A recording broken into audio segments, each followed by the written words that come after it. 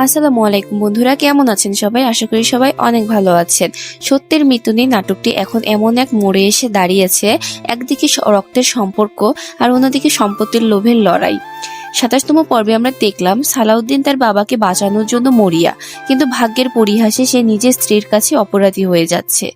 গোপন ওষুধের রহস্য কি সালাউদ্দিনের সংসার ভেঙে যাবে, নাকি মঈনের বাবার এই অসুস্থতা কোনো বড় ষড়যন্ত্রের অংশ?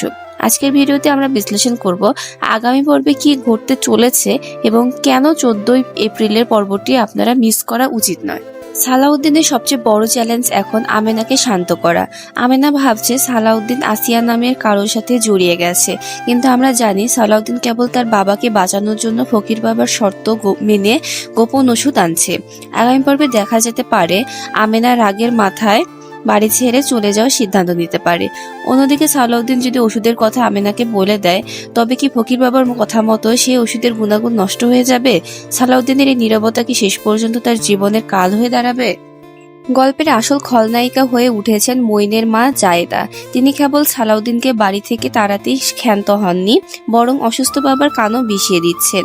তিনি মিথ্যা বলছেন যে সালাউদ্দিন অসুস্থ বাবাকে দেখতে আসতে চায় না, এমনকি তার নিজের মেয়ে মিম সত্যটা জেনে যাওয়ায় তাকে ঘরে তালাবদ্ধ করে রাখা হয়েছে। আগামী পর্বে আমরা দেখব জায়েদা কিভাবে বাবার অসুস্থতাকে পুঁজি করে সব সম্পত্তি নিজের নামে বা মঈনের নামে লিখে নেওয়ার নীল নকশা সাজাচ্ছেন। কিন্তু মঈন কি শেষ পর্যন্ত অন্ধের মতো তার মাকে বিশ্বাস করে যাবে, নাকি সত্যটা বেরিয়ে আসবে? ধারণা করা হচ্ছে আগামী পর্বে সালাউদ্দিন কোনোভাবে লুকিয়ে বাবার ঘরে ঢোকার চেষ্টা করবে সেই ওষুধটি খাওয়ানোর জন্য।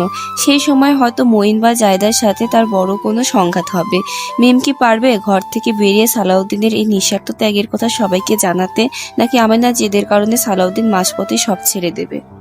দর্শক, আপনার কি মনে হয় সালাউদ্দিন কি পারবে তার বাবাকে সুস্থ করতে, নাকি জায়েদার ষড়যন্ত্র সফল হবে?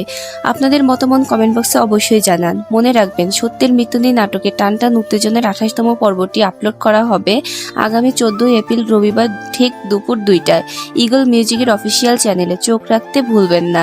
ভিডিওটি ভালো লাগলে শেয়ার করুন। ধন্যবাদ।